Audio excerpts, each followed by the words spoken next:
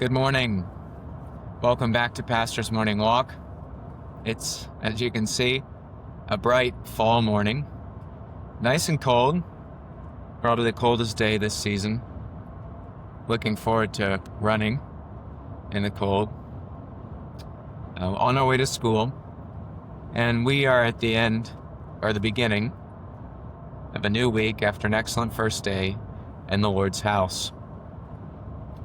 Thankful for the worship of God. I preached yesterday in the morning on the duties of members and their elders. Hebrews 13:17 to 18. And it's especially meaningful and useful to me to preach on the duties of elders and ministers. It shouldn't be surprising how often they come up in the scriptures. Just think, for example, we have 3 books called the pastoral epistles, which deal directly with the nature and duties of the ministry. It's fitting and appropriate because of how important the ministry is to the Christian life. And these things need to be preached in the church. It's one way ministers are kept honest. They have to constantly preach their own duties to the people. And this is a constant call that they would not be hypocrites. Or how can they preach those duties and not do them? Their people would quickly find out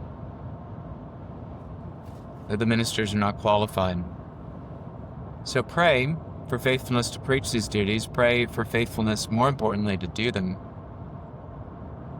One thing I prayed yesterday in church was that I as a minister and we as elders would always be able to say to the people, "Be ye followers of me, as I am of Christ."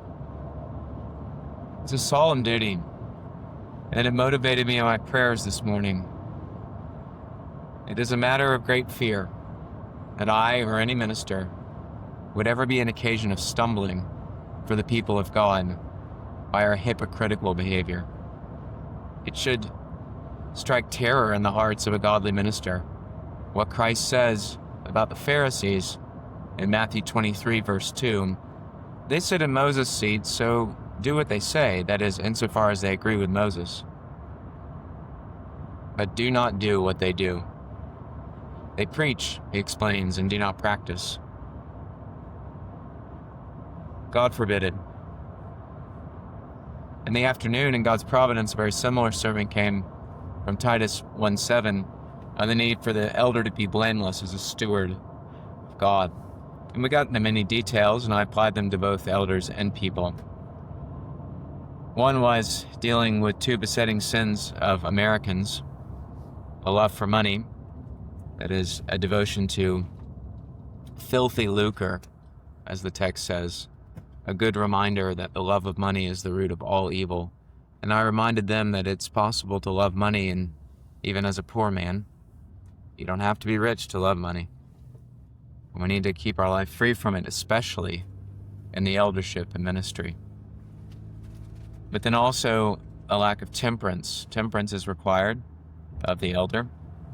And this speaks of a moderation in all things, both inwardly in our passions and desires, but then outwardly in our outward life, and in particular in our use of earthly things: food, drink, medicine, clothing. And this grace is greatly needed, especially in an age of a lack of self-control in eating, which is visible literally on people's faces all over. So pray. Pray for ministers, pray for elders, pray for the people, pray for yourselves, that the Lord would give this blessed grace, remembering that the fruit of the Spirit includes self-control, and we need God's help to have that grace. I look forward to preaching in school chapel this morning from John 12, that whoever would save his life will lose it. You have to lose your life in order to save it. Christ is wisely using the rhetorical device of paradox. Paradox is often misunderstood. It's given in the form of a contradiction, with the assumption that the speaker is not speaking a contradiction, that there's no contradiction in substance, even if there's a contradiction in words because there's an unstated qualification. It's left unstated in order to make the phrase more jarring. Obviously, you can't lose and save your life in the exact same way at the same time. That would be a mere contradiction.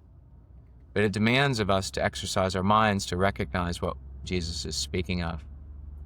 He's telling us that we must not seek to gain our life in lower things, in earthly things, that we would not preserve our physical life at the expense of our spiritual life. And many fail in this way. They think that religion, spirituality, will be a harm to their livelihood, their comforts. Now, there's a sense in which that could be true. It's threatening to earthly things to be persecuted, to have to give up different pleasures that are temptations to sin, to cut off, as it were, your right hand because it causes you to sin. But properly understood, the Christian never loses anything. He might have to temper himself from some earthly things for a time in order to seek first the kingdom of God. He has to die in that respect to his own earthly desires. But this is so that he will live in the more important way, and in living spiritually, he'll have a competent life physically as well, for God always takes care of his children in both ways.